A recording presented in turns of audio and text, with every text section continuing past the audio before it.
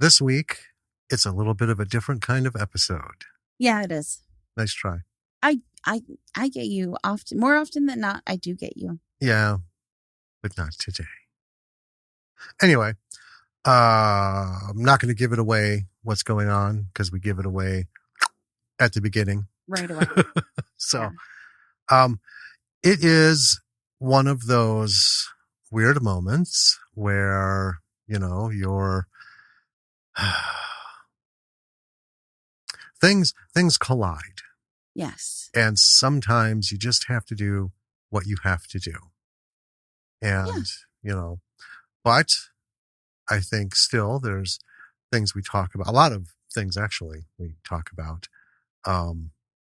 Well, here's the thing. I was tore up the week after we watched this film up until we were going to do the episode because I was just I was very torn about doing the episode the way that we did. But I think now, I think two things now. One thing is that your chair is very squeaky now. Yeah. Also, the second thing is that don't squeak your chair on purpose. Not really squeak. I don't think it's going to pick it up. It's not really. Maybe. We'll see shortly. I guess so. Yeah. And the second thing is that I think it's good that we do episodes like this because what I feel like it shows from us is that we don't compromise our honesty. Yeah. You know what I mean? Well, yeah. We're not mindless yes men. Right. We have rules that we go by. Yeah. For a lot of things.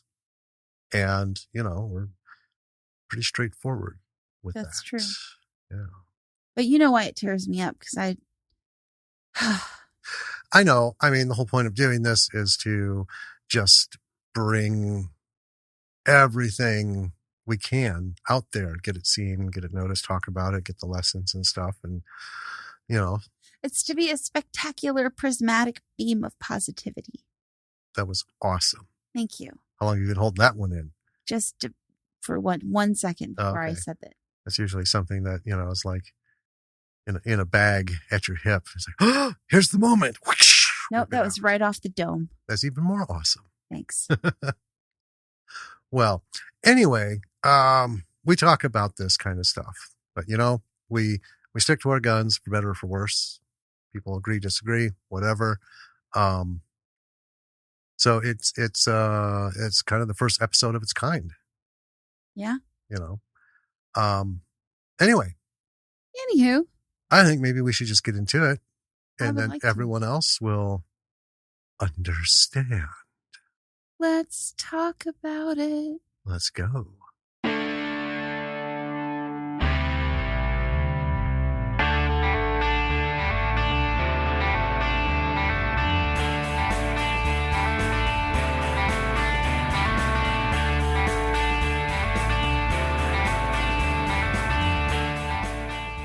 Hey there, B-Siders. Welcome to another episode of Bravo for the B-Side. This is Danny. And this is Jim. And you know what, Jim? Yes. The onus of honesty is weighing heavy on me. Do tell. Well, it's an interesting episode, isn't it? It will be.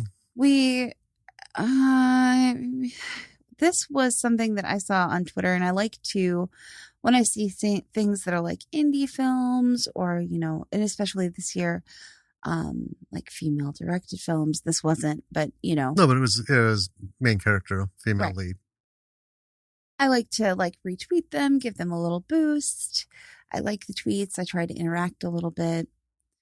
And I saw a tweet for this and I retweeted it and I commented, good on you. Yada, yada. We ended up getting an email. Yes. Asking us to talk about this movie. Yes. And this is kind of a first where, I don't know. I don't want to get too far into it because.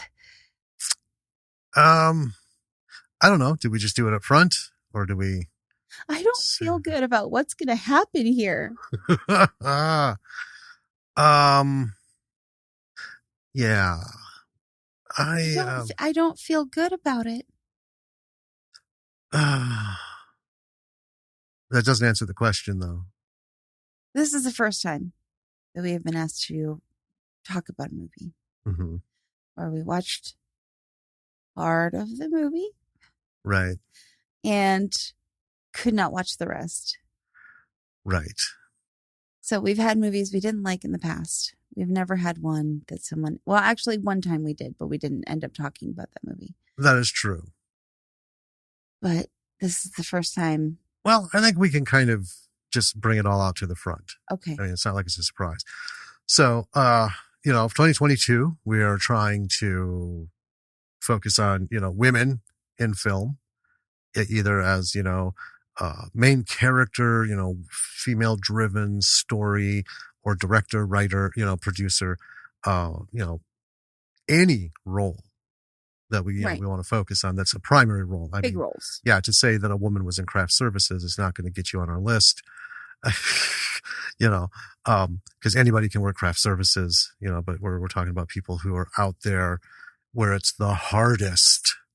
Well, and in invisible roles like producer, writer, director. Right. But even that's still, because, being a woman producer is not easy, because one thing a producer has to be able to do is get people to listen to them. And we talked a couple episodes back about, the penis phone in on the penis phone, right? Mm-hmm. A woman could be super smart, sharp, have all of the shit that is needed to be a rock star producer. But if she can't find somebody who can't get past that misogynistic shit of, just not listening to women, she's not going to get the job done. Right? Yeah. Got to be able to talk to people and get them to listen. And it's not anybody. It's not that person. It's not the woman's fault. I had a whole, it's the whole thing, so, but anyway. I had a whole conversation with someone on Twitter about, she said that she had been called feisty at work. She's a producer. I saw that. And because she said that when you're writing a script and you introduce a female character, you should describe her by something other than, her tits or, Yeah. I saw that. Appearance. That's exactly it. So, I mean, we're focusing on women because it's, you feisty. Yeah. What? To be a woman at any level of, I don't want to say importance, but in production, anyone involved in making the movie, and that includes starring in it. Mm-hmm. It's so hard. We've talked endlessly about how it shouldn't be, but it is. But, they're fighting the fight and not giving up and still getting shit done. And that's why we want to focus, because it's a hard gig. It's a hard gig anyway. But then when you have to deal with, right now we're talking about women, but it's, also people of color and just, ethnicities, everyone. There's so many people have to fight against. Yeah. It's ridiculous. So, we want to try and champion things. Now, having said that, we have also set some standards for ourselves on basically just what we're going to tolerate. Yeah. And we're going to go into what notes we did take of the movie, and we're going to talk about stuff. But here's the thing. There was this exact same point. We looked at each other and you said, "How are you feeling?" And I said, "I'm done. I was just going to ask you." I love this because our approach to ending situations that we're uncomfortable with, we have a safe word when we're in social situations that we're uncomfortable with and we want to get out of. Yes. But when it's just us, you're usually pretty blunt, right? You'll be like, "I can't do this anymore. I'm fucking out." And I'm like, "So how you doing? What are your thoughts here?" Yeah. You have a much more gentle, sloped approach, and I am the rigid off the cliff. Just boom, I'm out. So here's what happened. um, we've talked about this before. Things that we feel don't belong in film, unless there's got to be a truly spectacularly good reason for it. But then there are 10,000 different ways to portray it. So, within the first 25 minutes of this movie, we witness what is a long rape, A really long one. right? And then a super unnecessary attempted rape. Mm-hmm. And then there's one part where these two guys walk in, and they're you can tell they're going to be the assholes of the scene, but they're in a bar to celebrate because the one guy just got off of a rape charge because of some technicality, and they're celebrating. And that was 3 too fucking many. I didn't even catch that. It was just him being very like rapey behavior towards the main. Yeah, because he's a rapist who just got off, and they're celebrating Right. he's not going to jail because of some technicality. And then he had a lot of coarse, unnecessary language for the unknown victim. Anyway, we're going to preface this. We're going to talk about this movie, and here's the bottom line. I mean, we'll talk about what we saw, these things outside of it. But folks, if you have a film and it's full of rape, don't come to us. We don't want to see it. We don't want to waste our time on it. We've made our feelings on this very clear. The day has come where that shit needs to stop. Now, people might say this is an exploitation film. I grew up in the fucking 70s. I know exploitation, sexploitation, blaxploitation, every ploitation that was ever conceived that made that industry. And let me tell you, no. Exploitation films are not about unnecessary, rampant rapes. And we did this with Who's Watching Oliver. I can watch it if it feels like it's necessary for the story. Right. I have an example. Okay. That I want to bring up. Well, let's get into this. Well, tell us about the movie. Okay. We haven't even mentioned the title. No. So it's going to be kind of a short one, folks, because we didn't watch it, and we're going to be fair on some respects. I mean, there are, I think, some things that are good about this. There are. But when it comes to things like this, we will stop watching, period. And and if we find it ourselves and we start watching it, we'll talk about what we can, but we'll say we didn't watch all of it. Right. So we're just not going to. Life's too short. So here we go. So this week we took on Fountaine and the Vengeful Nun Who Wouldn't Die. It was done in 2021, directed by James Dean, written by James Dean and Louis Otero, starring Mallory Stern, Ron Clower, and Jacqueline Tripp. There was an estimated budget of this for $35,000. So that's it's so weird to talk about that number. I mean, $35,000 is a respectable budget for an indie film.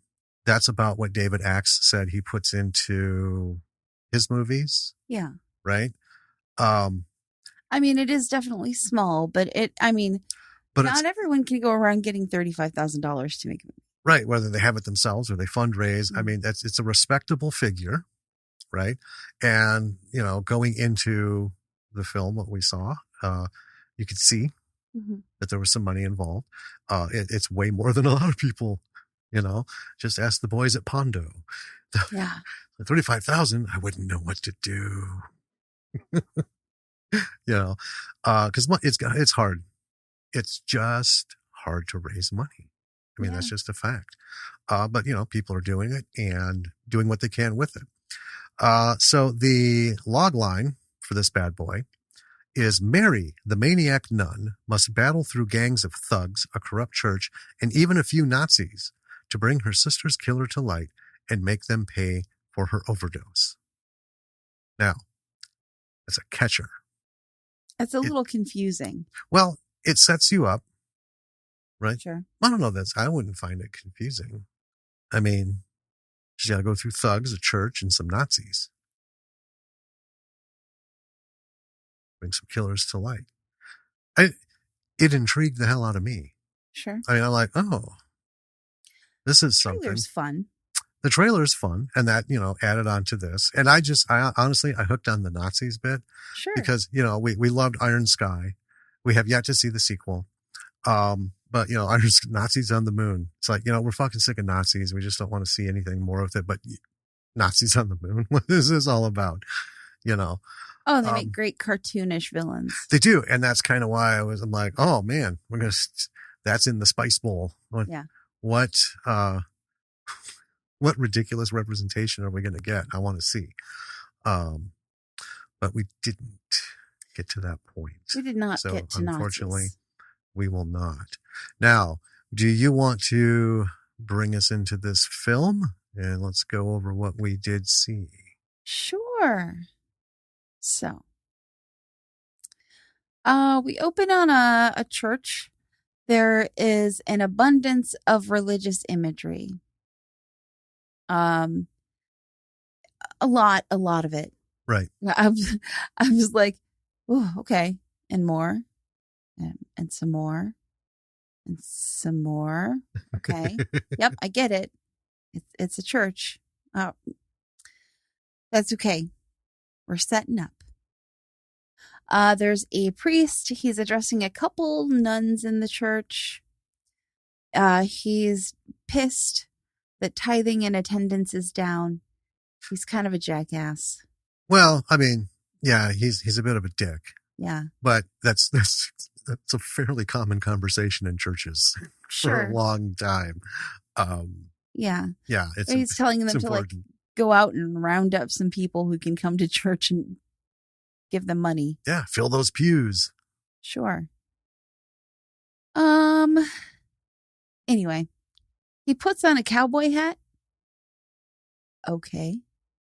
And then the nuns are going to go do some community outreach, and he asks one of them to stay behind. Her name is Alice. Right. And then he's chastising her for talking to a delivery boy. Right. And she explains real quick that they've been friends since they were little and haven't seen each other. And yeah. And he's like, that's improper. Yada, yada, yada. And he's also creeping on her the whole time he's chastising her. Yeah. And then I will say, the scene gets creepier and creepier. And the framing in this creepy scene is interesting. It's very sort of like disorienting and sickening as the camera is kind of like tilting and swerving around. Yes. And I liked that a lot. It's a very accurate representation of the emotional and physical discomfort. Yes. On screen and off screen. Yeah. Right. In front of the screen, us and what's going on. Usually something like this would be done with a lot of massive like color shifts and the warbly kind of thing, which I don't think would have fit. It doesn't fit a lot of stuff actually. But yeah, this was an interesting, and if it was done because they didn't have the money to do anything like VFX wise, then it's a good thing they didn't have the money because that worked. I don't know. I would think it'd be harder to move a camera around like that and keep it as steady as it was. Anyway, I thought that framing was really good. Yeah, that's what I'm saying. Yeah, it was good choice. A very good job of being extremely creepy and weird. And then he rapes her over the altar for like 5 minutes. Yeah. While preaching. He has this. Yeah, I stopped listening to what he was saying. Yeah. I think the pinnacle of it was the body being a temple. It's very uncomfortable and it goes on for a very long time. Yeah. It could have been like 2 seconds or even, you know what I mean? Yeah. If you're going to do it and if it's necessary that this happens, it doesn't have to be. Well, here's where we can stop for a second and let's land on this. Might have been might have been necessary for the story down the road. Mm-hmm. Right. But here's the thing. What you were talking about, the camera work and all that already set. We knew this was coming. Right. Right. It was in the books. I mean, just the whole setup was uncomfortable enough that, I know it's going to happen next. And then the camera work starts, and you're like, oh no. Yep, we're in it. This did not need to be shown. It was not necessary to impact the story at all. I mean, I almost stopped. They're like, this is excessive, and it's not. I know this isn't actually going to do anything. This could have all been implied. It could have been implied, or it could have been, 1 to 2 seconds. Could have been her bending over the altar, lifting up her dress or her habit, and or then him doing it as he did to her and then cutting. Yeah, and then move on. But it just kept going and going, going and going and going, and that was unnecessary. So, up to that point, things were going pretty well. Technically, we're unfolding the story. We're getting to know, this guy who's apparently going to be a player in this. And then it just derailed, in my opinion, drastically, catastrophically. Because that actually put the knife in the heart. The next two instances were just twists that finally, killed it. So then we're in a dojo. Yes. Meeting Mary the Maniac Nun and someone else who got a flashy title name sub. Yeah. On there, but I didn't catch it.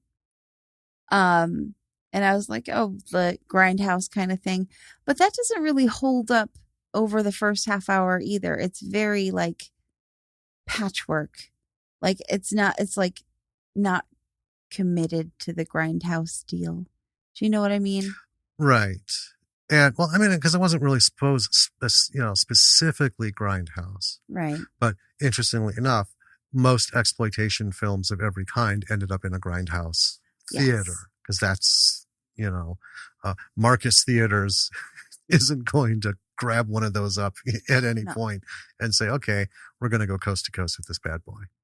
No. So it's independent grindhouses that showed all this stuff. So, 6 in one, half dozen in the other. So she's got an eye patch, Mary the Maniac Nun, and she's training in this dojo. She ends up getting knocked out by her trainer, and we flash back to her in a mental institution. We learn that her sister overdosed. She's being talked at by this therapist because she's not talking back to him at all. Right. And another patient kind of interrupts the therapist talking to her, and then he gets mad and leaves. And I called this other patient Chess Lady because she was just playing chess with herself. Yes. So Chess Lady goes and listens in on the therapist's conversation with another staff member where he's talking about, oh, you can easily fuck this patient because she's unresponsive completely. It'll be like fucking a doll. Yeah. And I was like, oh boy. And then Chess Lady goes and tries to warn Mary about the guy, but Mary doesn't do anything. She doesn't clock it. Yeah. Oh, and then she does go on to say, well, she gives a kind of, it's not like, just watch out for that guy. She gives this whole little exposition kind of thing, which wasn't a bad thing. This is the kind that fits.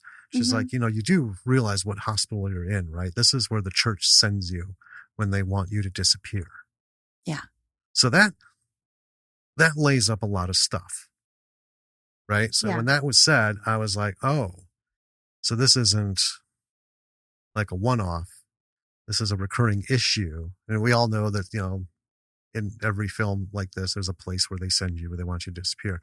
So that immediately sets me up to think, oh, there's more to her than just being a bad nun. Right. Right. This is something where they're like, we got to get rid of this shit and quick. So then we see Mary on the ground in a room in a straitjacket, and we hear a bunch of screaming. And next to her on a bed, one of the orderlies is trying to rape Chess Lady. Yeah, I wrote it down as some tubby asshole is climbing on top of the one patient who's now in a straitjacket to have sex with her. Right. Only she's not complying. And then here's what I wrote. If this movie has 2 rapes in the first 5 minutes, I'm out. And then Mary like kicks him. Somehow they have a sword hidden in a grate in their room. I thought that was hilarious. So, she kicks him, and they're basically just kicking him around, Right. trying to keep him off of one to the other. And then Chess Lady is kicking him, and he's trying to grapple with her, while Mary's down on the floor using her face and teeth to undo this screw in a floor vent. Right. And then inside is a fucking samurai sword. Huge. It's like a Michonne sword. It's like a 3-4 foot katana. So she ends up pulling that out in her teeth. They free themselves with the sword. Yeah. And then they decapitate the guy. And I was like, okay, well, I guess technically that wasn't a rape. So. And, I was iffy. So I'm like, there could have been some other ways to go about this, but here's where we are. And, I'm not going to try and armchair quarterback every single thing. Right. Right. But I like, okay, so this was the setup, and it didn't go too far. And this guy was getting boxed around. So I'm okay with that. Yeah. Right. But when they cut his head off, I was like, sweet. Cool. That is an appropriate amount of excessive blood. Yeah, it was pretty good. Gore. Because in an exploitation film, I mean, it's like a lot of everything, and blood especially. If you have a vengeance-based film in this genre, and you don't have like, Tokyo horror movie level buckets of blood, you're doing it wrong. You're doing it wrong. That's that whole thing we've talked about. If you have to use water and put red food coloring in it to make the blood, do it. Right. Some of the best Japanese horror when they do those high PSI blood spurts where it's like 50 gallons being sprayed out at high velocity, that's not actual quality stage blood. One, because that stuff's too goopy. And two, what an incredible waste of money. You just need some dark red colored fluid that you're going to pump, tens of gallons out into the air. And as an audience, we love it. Yeah, we do. Right? So that was sweet. Loved that.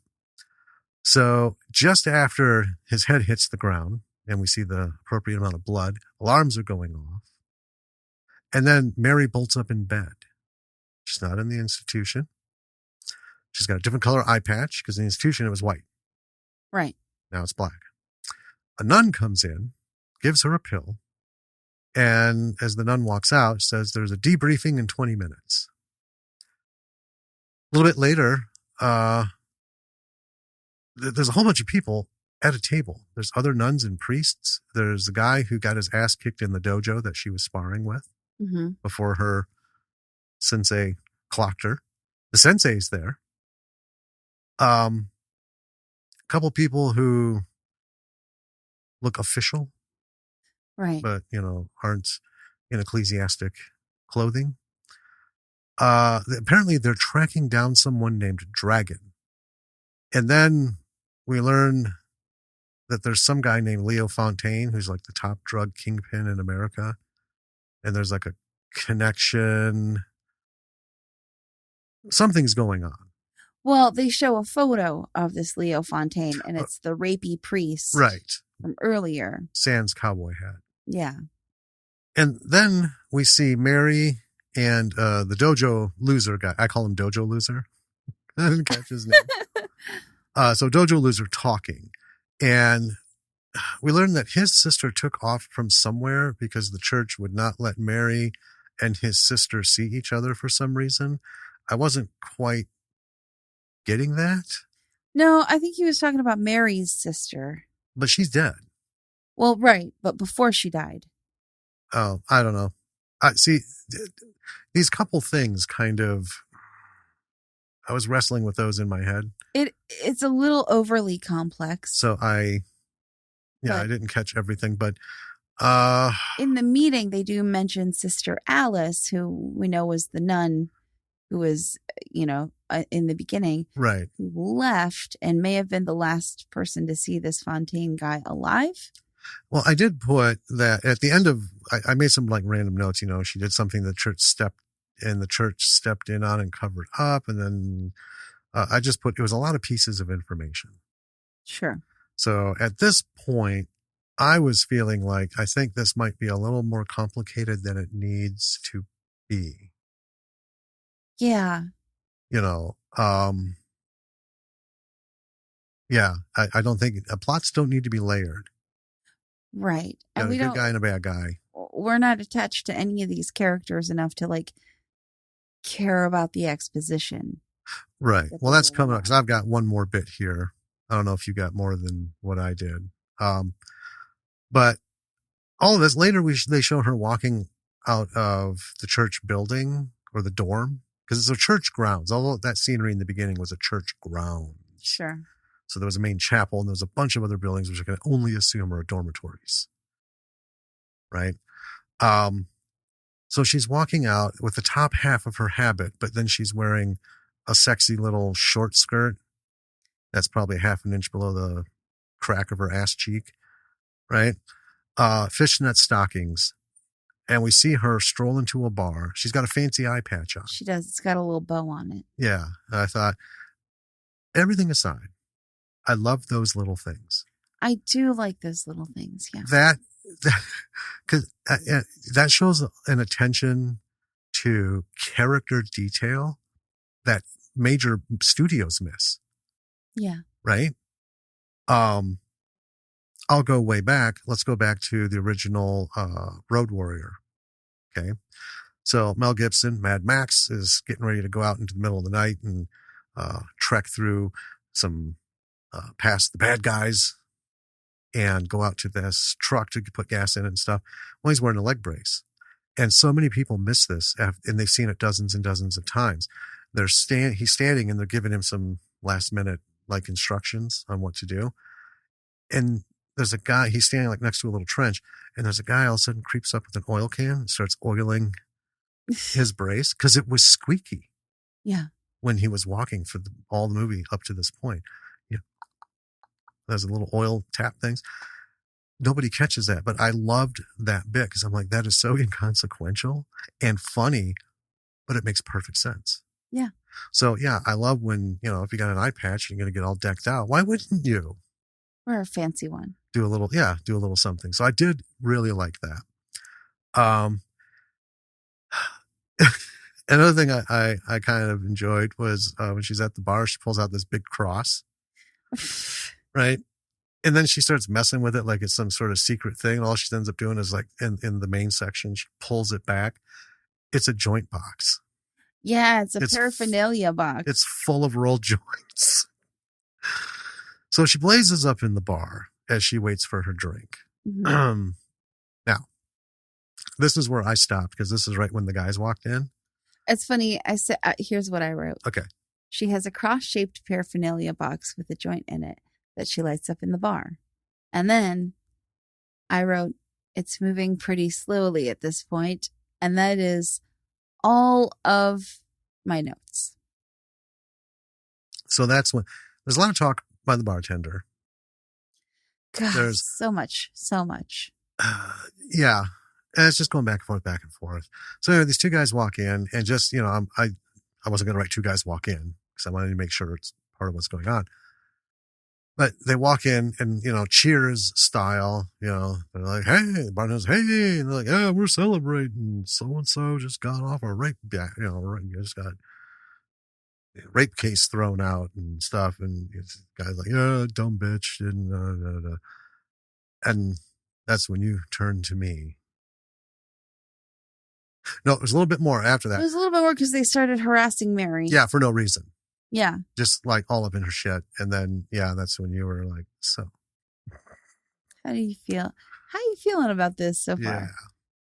Yeah. That's where we stopped. Yeah.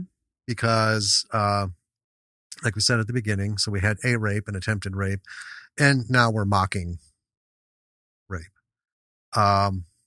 Yeah, just couldn't. Nope, sorry. Had to close the door on this because how many more? That's the kind of thing. Right. And there are people who aren't going to think this is a problem, and that's fine. Everyone to their own. We think it's a huge fucking problem. It is like there's a hard line for us, Yeah. even in things that we watched part of a documentary series on Netflix about this little town on the East Coast, and it was about a Catholic school.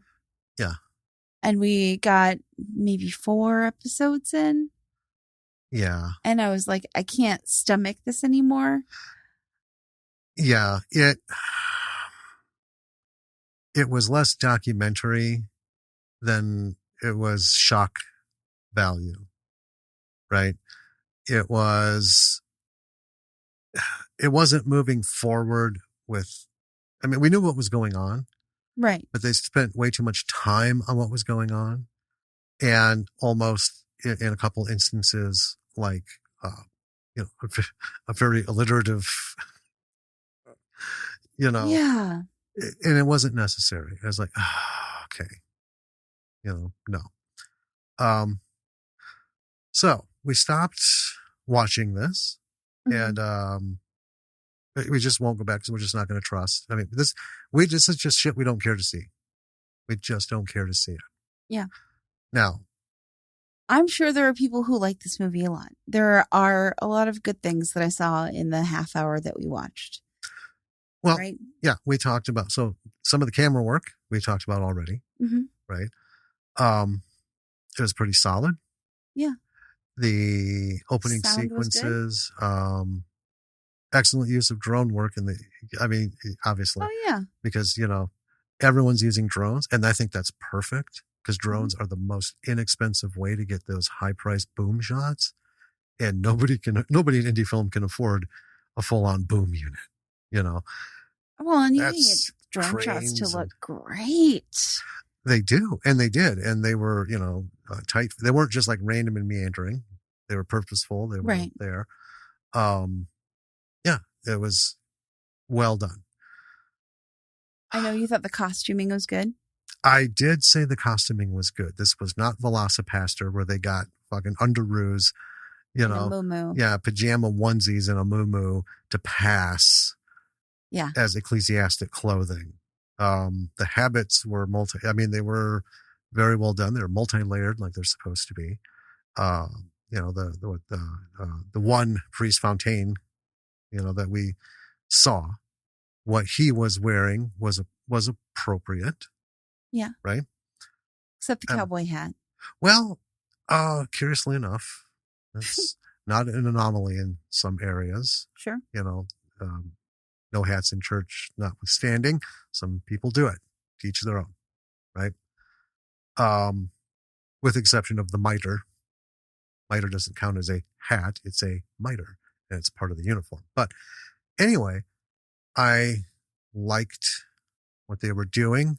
The altar area and everything looked appropriate. The pews looked appropriate. It didn't look like they found an abandoned building and just pretended it was a church. Well, I'm talking about Velocipaster. Right. Yeah, every time you look, it's like, what fucking kind of room are you in? I've been in many churches in various places in the world, and nobody.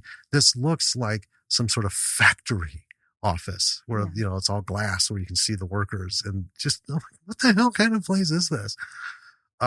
This movie was not like that.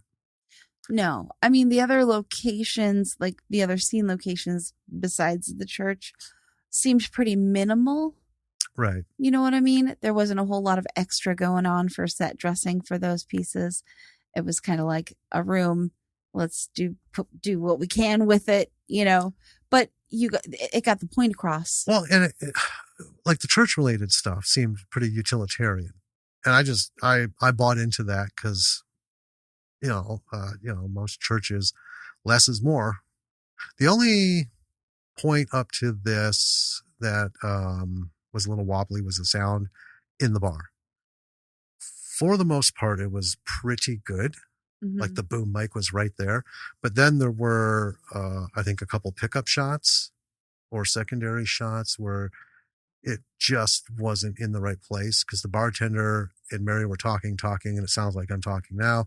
And then all of a sudden the bartender, it sounds like this. Right. And then it's back to this. That's not uncommon. And I don't fault that No. because it's just like, is what it is. But if the whole movie had been like that, we've been railing on it because that's our biggest thing. Right. Yeah. Sounds super important. Use a crap camera, get a good microphone. That's just so important. Yeah. And they did well. Yeah. Now we gave it about a half an hour. Yes. And then that's when we shut it off. I feel like there could have been more character development because at this point, Mary's in the bar and I don't even know if I'm rooting for her. Right? Right. I don't really care about her. My cautionary... And I don't know why I should care about her. Because we didn't really get anything from her. She's very caustic. Yeah. She's just a bitch. Right? Yeah. Now, I'm not saying that in an insulting fashion. I'm saying that's just how she comes across, and that's the way she's supposed to be, I believe. She's consistent. Yeah. There was a small scene where she was sitting in the church and a little girl came in with her mom. And we didn't talk about this. I have it in my notes. Right. And the girl's name is Teresa, and evidently that was Mary's sister's name. But Mary's really sweet to this little girl. And it's the only moment in the movie where she's kind of sweet. Right. And I was like, if there had been just like a couple more of these where I could have connected with her a little bit. I think that would have been just fine. Just that one scene. If we had been truly introduced to Mary. Sure.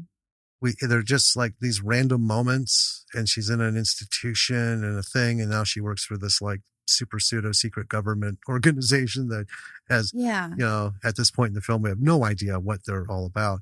But I feel like if you're going to have a caustic asshole bitch character, male or female, you've got to give us something in the upfront.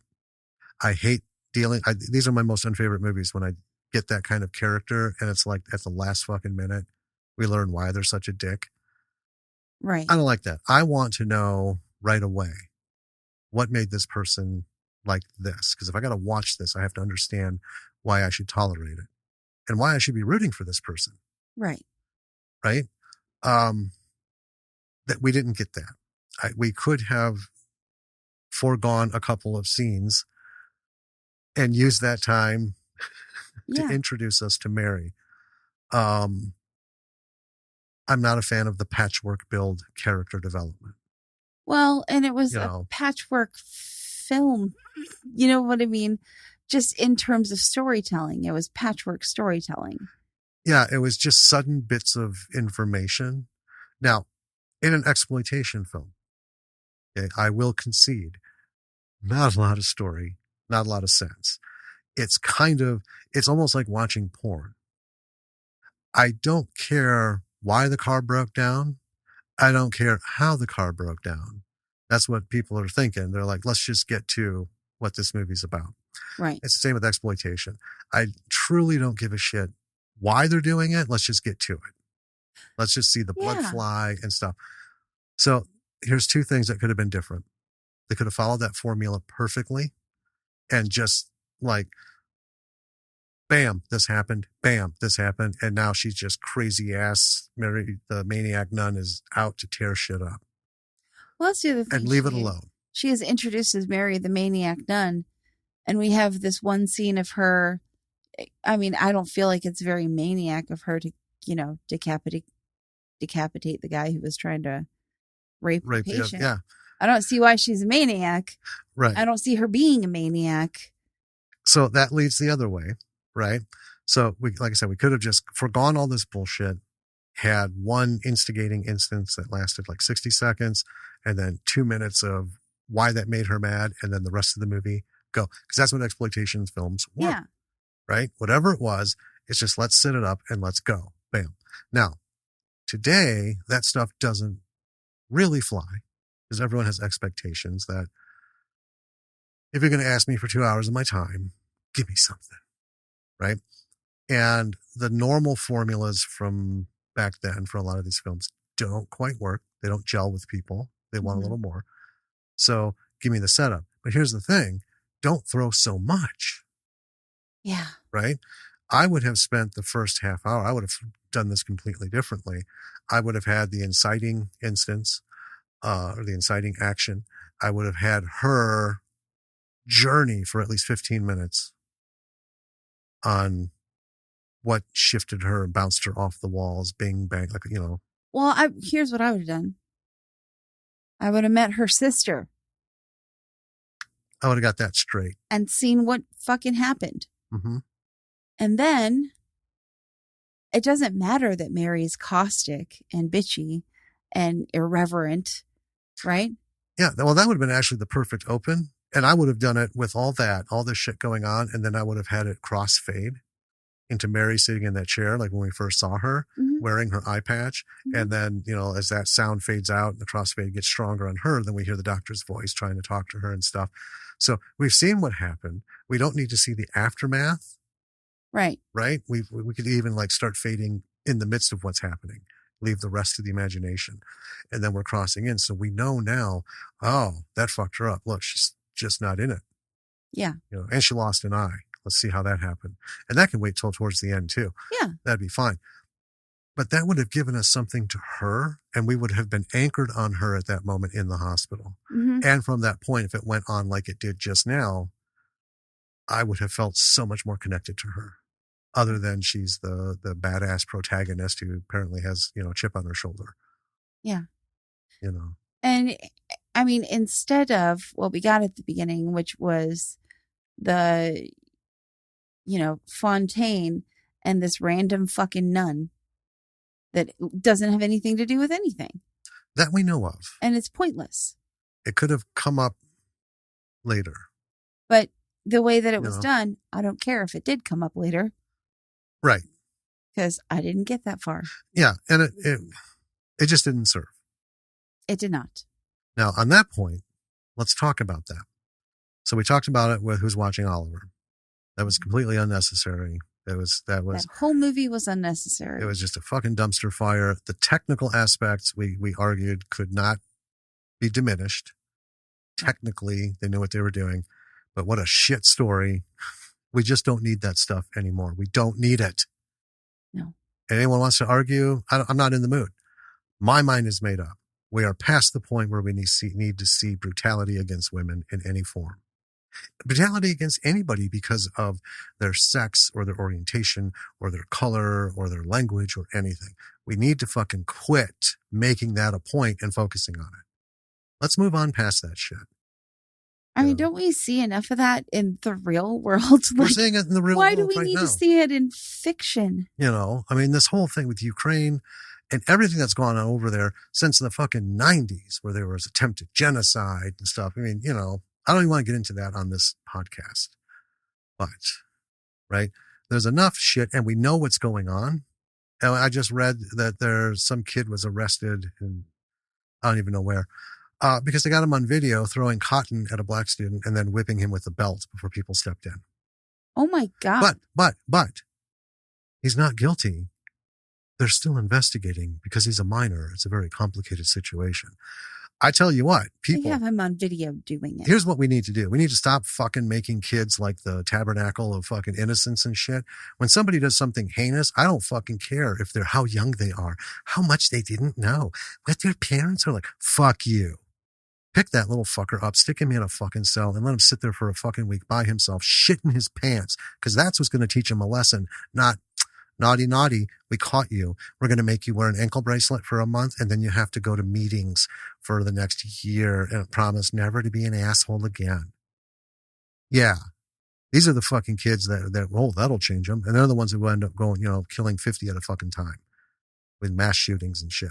So anyway, we don't need this in film. Okay. We got enough bullshit in real life. What I would like to see in film, I like to see true art represented in that I'm going to present you a situation and you're going to come away with it without seeing it.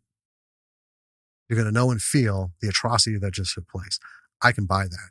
Yeah. I'm invested in that, right? Thank you for having enough faith in me as an intelligent human being to interpret what you're portraying to me.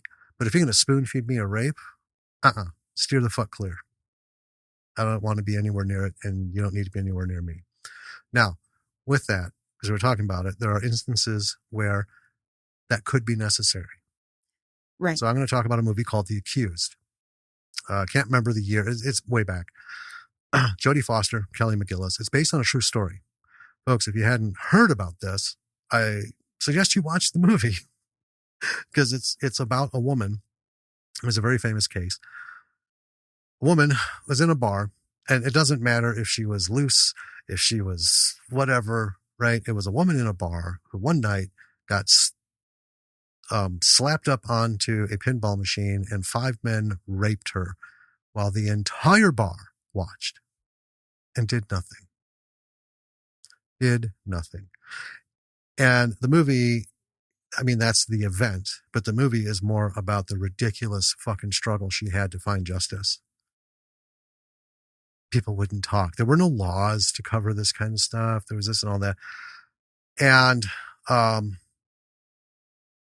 we didn't see it till towards the very end. So the movie begins. Jodie Foster's running out, her tits flapping because her shirt's all ripped and stuff, in the middle of the night, just running out, screaming, running to nowhere. And then we fade into Kelly McGillis. She's a lawyer, and then how this all comes to be. We follow the path during the end in the court testimony.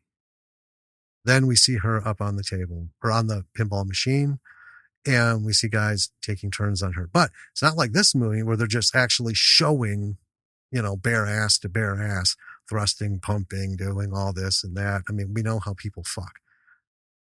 And if you don't, well, you will one day. There's only one person in film who does not know how people fuck. Leave Tommy alone. He tried so much. Anyway, though. He tried so hard. Anyway, so they did show it, but it was just like flash scenes. It was more of her face screaming. It was people laughing, and it was kind of like some distant shots. It was super uncomfortable. And I remember the first time I saw it, I was a young man, and I thought, God, I don't like this at all, but I get it. Right. I shouldn't like this at all. I should be made to feel uncomfortable, because as angry as I am up to this point watching this movie, seeing her get fucked over and fucked over and fucked over by the law and the courts and all the bullshit, that just like cemented. This isn't a movie to get pissed off about. This is a movie where you need to feel true empathy. Yeah, I think there is absolutely, and I 100% agree with you, that there is art that should make people uncomfortable, and that is the point of it. Right. Well, this being a true story, I think it was absolutely necessary to depict the horror of what went on. Rape is horrible enough. Mm-hmm. But to be in the middle of a bar, surrounded by people, actively watching, passively standing by, doing nothing, before, during, or after, we need to see that to understand. Because if you tell me that, I would have had a hard time trying to comprehend. Right. How does that? I still have a hard time. We still hear stories about like some guy beat some guy to death in an alley in New York, and 25 people watched. How does that fucking happen? Right. Right? I can't fully visualize it. It's so repugnant and reprehensible. I just can't. Now, if they were to do a movie based on this, absolutely. Because I want to feel uncomfortable. I want to feel angry. I want to feel sad. I want to be crying. I want to be gritting my teeth. I want to be put there in as much as I can be, because I think it's important to understand the truth of what happened. Now, in a full fiction, that level of depth isn't needed. I don't feel, because for what? It's one thing to tell a story that's, based on truth or, reality. It's another thing to tell a story that's got the highs and lows, Right. And we've seen plenty of movies that have made us cry, made us angry, made us frustrated, full fictions.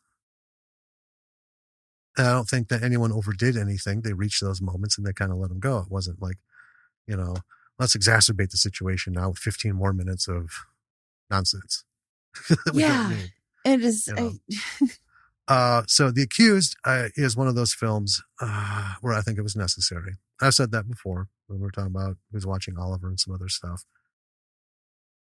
Sometimes you have to show the situation, but they also didn't spend 25 minutes of people taking turns on her straight from beginning to end. Right. Right? That wouldn't have done anything. I mean, here's the other thing. I maybe there are people in the world who this doesn't bother as much as it bothers us, right? And that's fine. Those are, Probably, whatever. most likely. But especially in the world of today, and this is a new film. This came out in 2021. Yeah.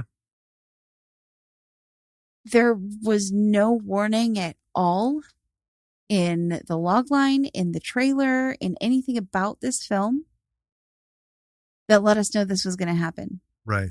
There are so many women and men with psychological trauma, right? Mm-hmm. From events like this, that it is at the very fucking least a courtesy, right?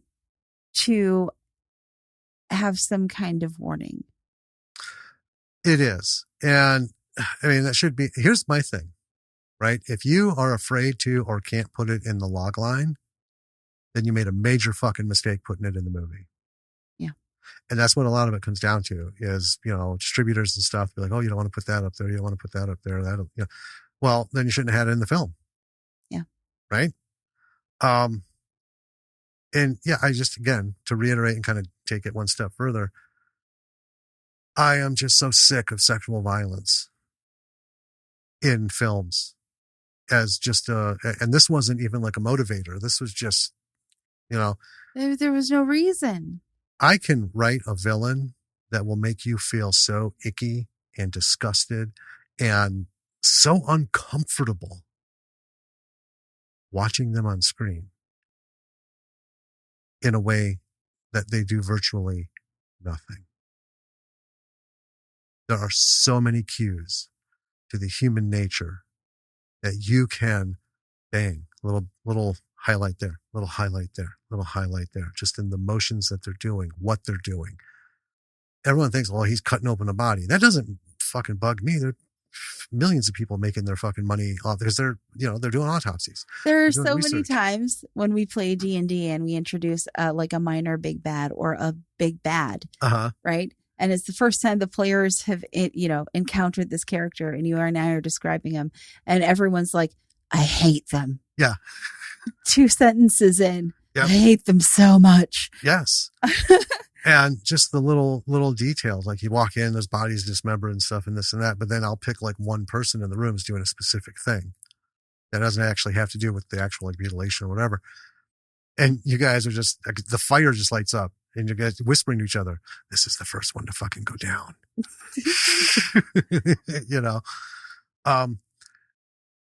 And I always wonder, I know I'm coming back around, don't worry, but I've always wondered, are people's inability to write bad villains, in such an impactful way, is that tied to their lack of experiences in life?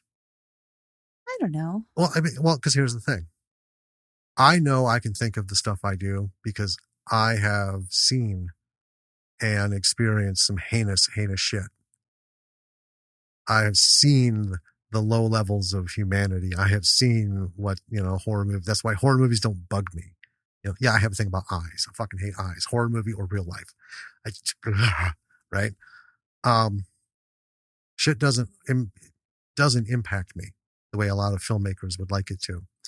But then I see some now and again, and I just feel like that fucking person knows something. They've seen something. Sure. They've been around something. They know. And I just have always wondered are there people who just, because hopefully a lot of people don't go through life experiencing that shit. Right.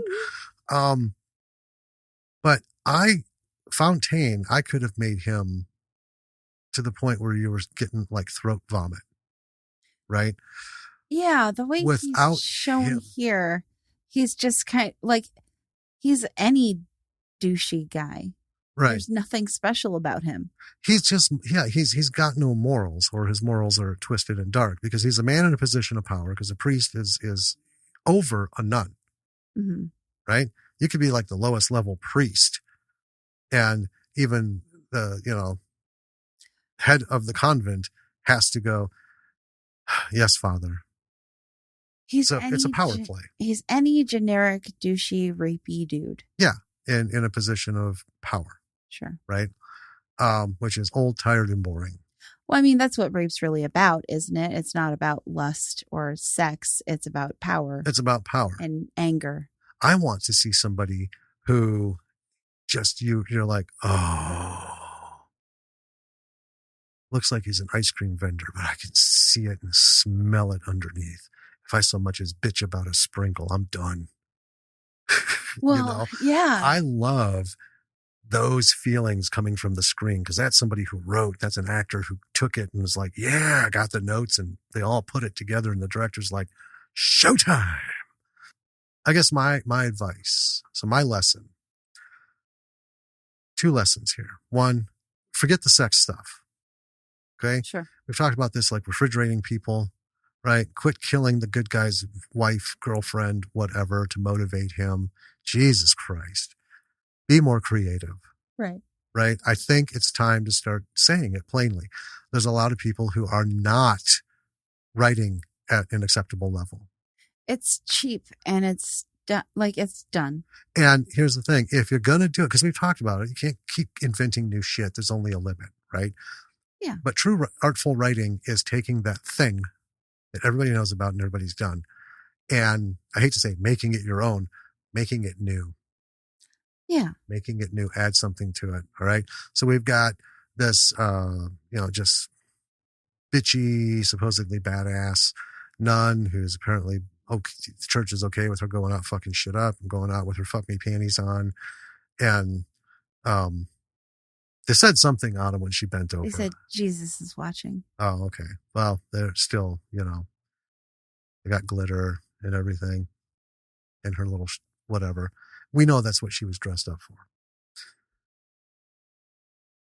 But what about her? That's not enough, right? The little boat on the eye patch, okay? That was a major kudos for that.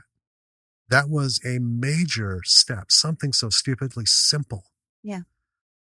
That brought the character out more than the attitude, the foul language, smoking a joint, having it out with the bartender, start, getting into it with these guys and not taking their shit. Get all that. It's fun. It's respectful, right? Fine, cool. But that prettied up eye patch was killer. And I don't think a lot of people are really going to give that the level of recognition it deserves. Right. That's a huge thing. That would show a producer who's like, okay, someone talked me into reading this fucking script. Let's see. And you'd have to have it in the action lines, right? This isn't shit you can think up on the day. This is, as a writer, you need to do this. They see something like that. Bam. Wow. They're getting meta with this bullshit. They're not just came indoors, sat down, picked up this, boom. Oh, got to have that little detail there. It's kind of cool. Yeah. Yeah. It's the little things. Here's my lesson. Give it over.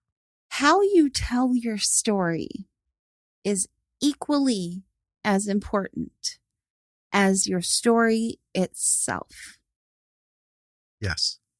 Because, anyone can pick up and, like they say in Alice in Wonderland, start at the beginning, right? Yeah. Then go to the middle, continue until you get to the end.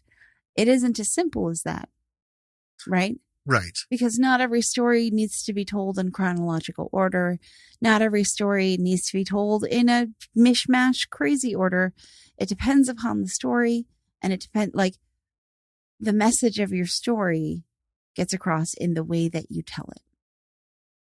And if you're telling it incorrectly, or if you're telling it in a way that the audience can't connect with it,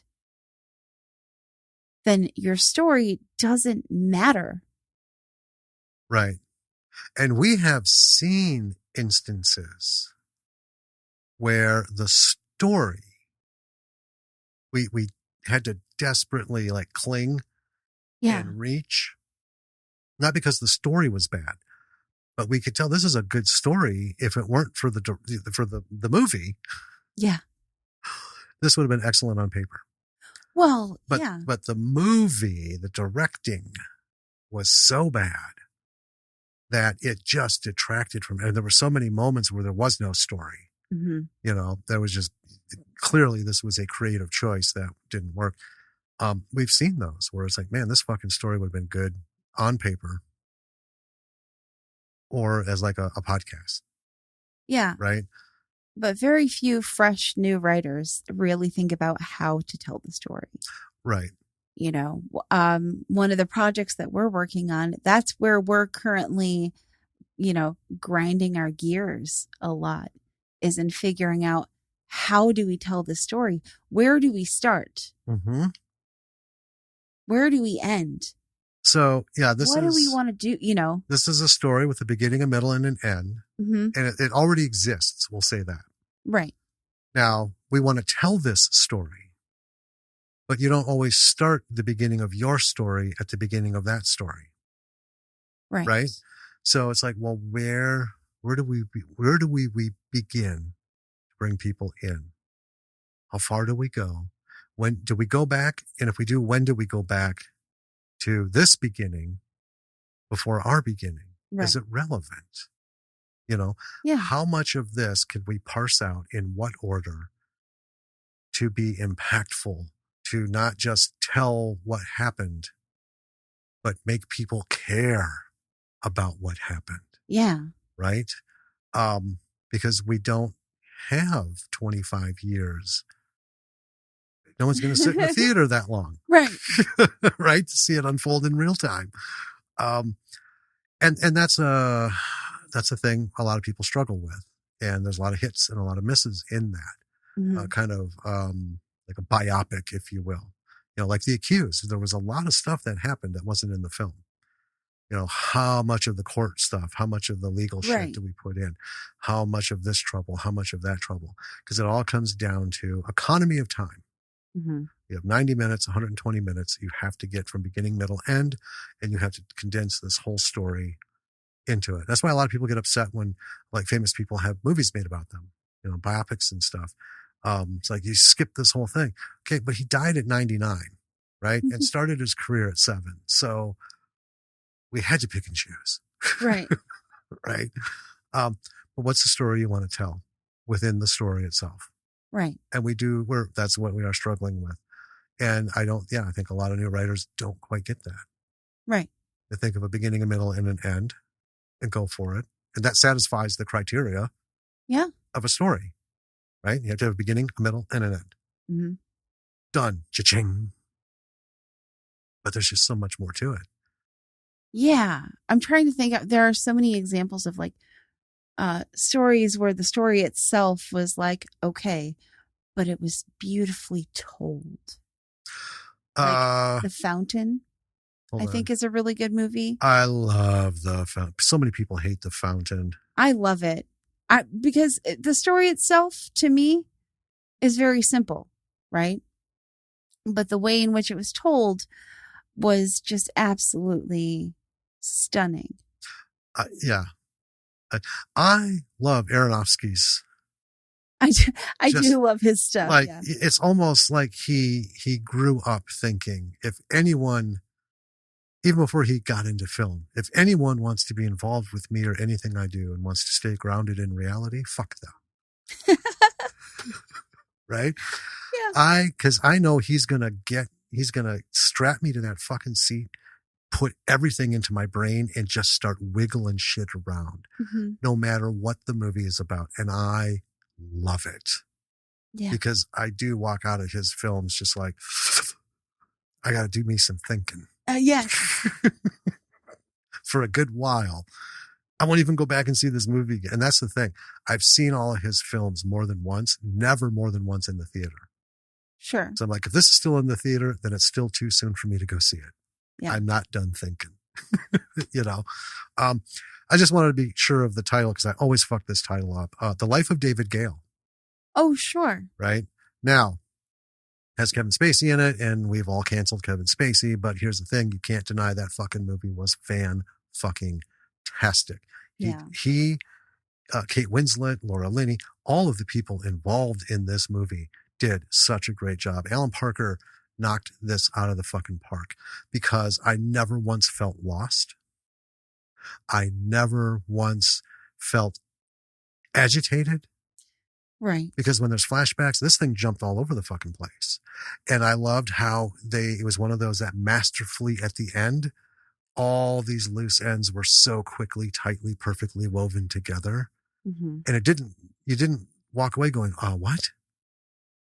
You had just enough time to go, fucking A. Fucking A. Right. Oh, yeah. And then bam, it's over. And you're like, that was fucking good. That is some clever shit. Yeah. You know? Yeah. It's tricky doing that. Because we watched a lot of movies where we're like, I'm so bored. And we'll just sit and like have a little conversation while what's boring us in the film is going on. It's like, well, when they're done with this bullshit, because at this point, I don't think there's anything real here. It's just, hey, look at us. We can go back in time. Then they snap back to whatever. And we're like, okay, shh. I mean, like Pride and Prejudice, it is a chronologically told story. Yes. But it is one of the most beautifully told stories, in my opinion. What makes it artful is it's not, see, that's the thing. Pride and Prejudice is not a story. It is several stories. That's true. All running parallel to one another at the same time, at the same speed. And they have done such a magnificent job weaving that in. You bounce from one to the other and you don't feel lost. You just get the sense this is happening at the same time or at the same speed.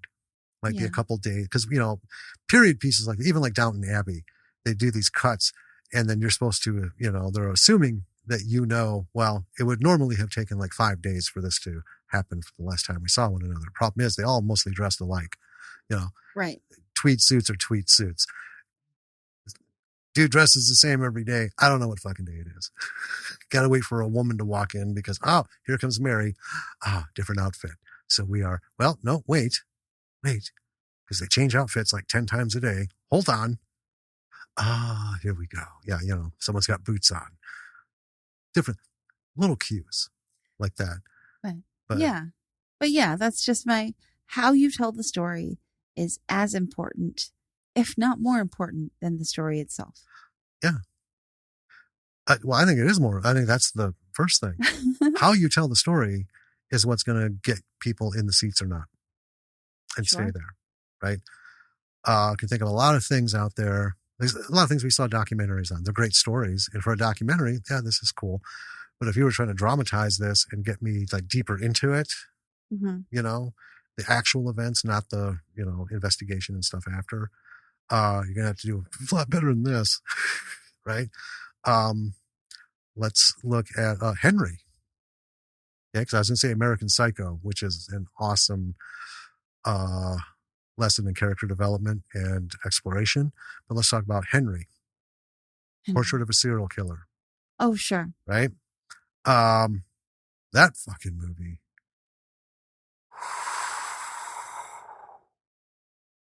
Damn. Beginning, middle, end. And they use every second. Make you feel uncomfortable. The more you know about this fucking guy, the more uncomfortable you are. And every time I watch it, and I've dozens and dozens of times, I still think, do I want to know more? I don't know that I think we should stop now. I don't want to know more. I don't need to know more. Stop. But that's one of those things that, you're just like, oh, this is a sick motherfucker. And in there he does a bunch of heinous shit. Yeah. But you just get it. Michael Rooker. Baby Michael Rooker. Baby Michael Rooker. Yeah. I know. That also makes me think of one of my other favorite movies about psychotic people is The Good Son. Jesus Christ, yes. And it's even creepy. Ugh. Oh man, that is one of the creepiest fucking movies. Yeah. You know, I mean, so there are some examples, you know, Yeah. rewind, replay those titles, go back and look at those folks. Whether it's writing, directing, you know, producing, whatever, you know, a lot of indie folks are all of the above. But whatever role, I think indie community would be better served by actually, let's move forward. You know, let's not use this dated, nasty ass, unwelcome bullshit. You know, violence against women just for the sake of, you know, creeping out Shock the value. audience. Yeah. Or, you know, adding a, a feather of, you know, he's not a cool dude into some bad guy's cap. It's tired, unimaginative. There are other ways to be edgy. There are so many other ways to be edgy. Yeah. You know, and if you can't think of them, this is where I recommend you go back and look at some of these movies. You know what? Pick up some true crime books. If you haven't lived seeing this heinous shit that has gone on in the world, pick up some actual books about it. Not Agatha Christie. I mean true crime novels. You know, Patton Oswalt's wife was one of the most fantastic portrayers of true crime. Yeah. I mean, not documentary style, but I mean just that is what it's about. But also didn't skip the important things. If you're going to read about true crime, you're going to learn the nitty gritty of shit, right? I don't know. Maybe that doesn't have anything to do with anything. I just feel like a lot of people, thankfully, don't know what all this is about, and they just don't know what else to conceptualize other than what's already out there. Right. You know, you need a guy to look really bad and want the audience to hate him. Well, have him rape a woman. That's not an answer. If that's the answer you get, then that person is not teaching you anything. Right. Right? There are other ways. And there are ways to do it, like I said, without them actually doing anything. Yeah. As a writer, when you're writing a script, it's not like a book where you can take 10 pages and describe the character. But as a writer, in those action lines, you can put those visual cues in there that will make people so fucking uncomfortable.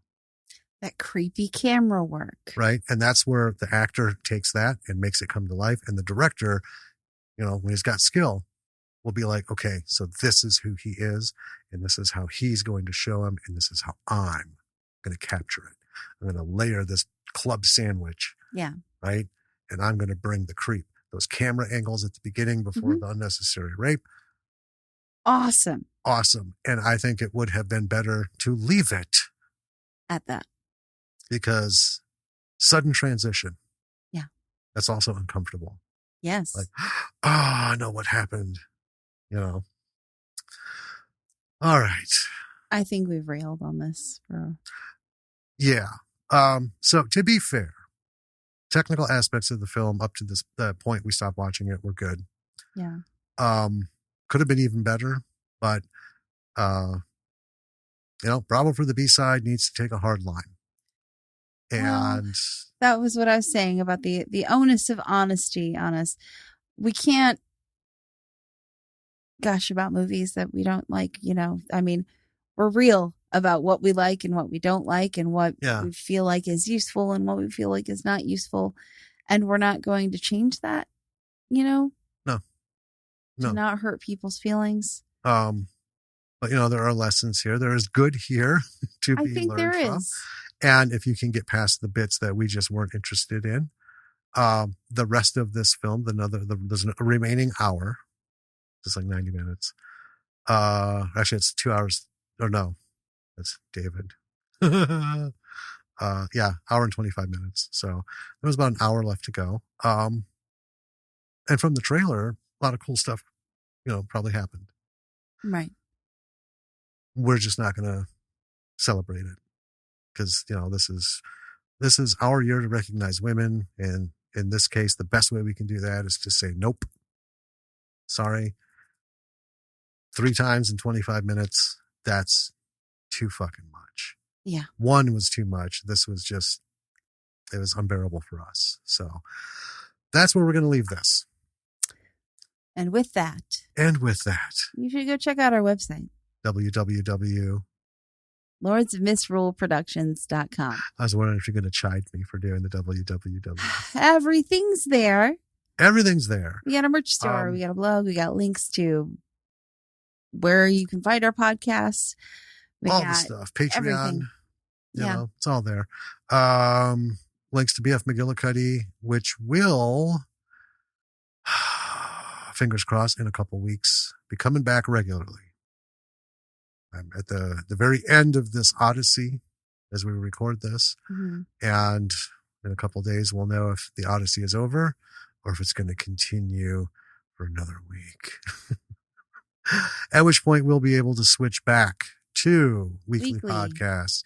I do miss sitting behind the microphone. I'm kind of bummed that our first movie coverage, because we did the interview. Did a bunch of interviews. Yeah. Yeah. You know, but it is what it is. So, it is. And we've got a fun one lined up for next time. Yes, we do. So, yes, we do. All right. B-siders. Take it with a grain of salt. Do the best you can with it. We hope that if you're creative, you're going to make an effort and, this has some sort of impact. If you're just an observer, well, I hope you don't have to see what you don't like to see. Yeah. I guess. But that's pretty much it. Yeah. And if you were involved in this film, we're sorry if what we said hurt your feelings. I mean, we're not. But we'd still, if you want to talk to us after this, we'd still be happy to. I mean, we would still, because, James reached out. Yeah. And I'm cool with that, but, we're not crapping on it. We just can't go further with it. It's not our thing, man. But anyway. Until next time. This is Jim. And this is Danny. Ooh, creepy. Being creepy. We will talk to you soon, B-siders. Bye.